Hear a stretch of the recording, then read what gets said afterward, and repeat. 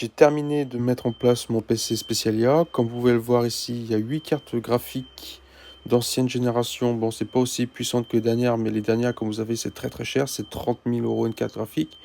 Une comme ça, on peut s'en tirer de 100 à 300 €. Et pourtant, il n'y a pas tant que ça de différence de performance. C'est juste qu'il faut beaucoup plus de cartes graphiques. Ici, en dessous, j'ai un rig de minage. Hop, j'ai changé ça, j'ai mis la RAM la plus puissante que j'ai trouvée.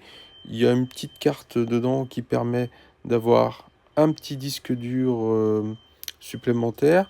On peut voir ici, je ne sais pas si vous le voyez bien, mais là, hop, il y a moyen de brancher deux disques durs encore. Ce que j'ai pas fait, mais je pourrais faire par la suite. Mais comme vous voyez, j'ai plus trop de place.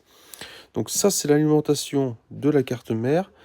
Il y a la carte mère de brancher dessus et deux cartes graphiques. Elle permet de brancher deux cartes graphiques aussi. En dessous ici, j'ai une alimentation 1200 watts. C'est une alimentation de serveur.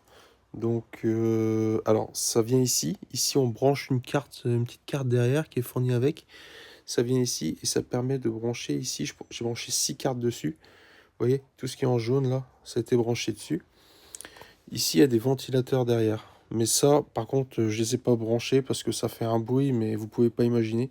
Je sais pas si vous avez déjà entendu euh, les, hum, les bitminers, ce qui mine la crypto-monnaie BTC. Ça ferait un bruit de fou. Ben, c'est la même chose avec ça. Si vous mettez ça en place, vous pouvez même plus entrer dans votre garage parce que ça fait tellement de bruit, c'est assourdissant. Donc avec ça, ici, j'ai acheté ça. J'ai acheté un écran là que je vais déballer et j'ai un clavier souris. J'avais déjà installé l'OS avant.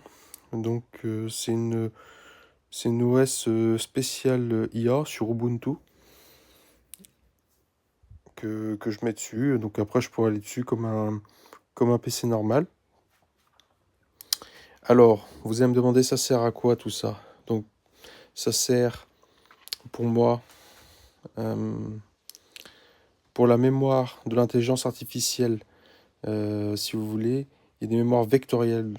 Donc, on utilise ça pour aller beaucoup plus vite pour aller chercher la mémoire. On peut faire tourner DeepSeek, on peut faire tourner Qwen aussi sur ce PC ici. Euh, et puis aussi, pour tout ce qui est finance, on peut faire de l'optimisation de paramètres et de la recherche IA, ce qui va être très très utile.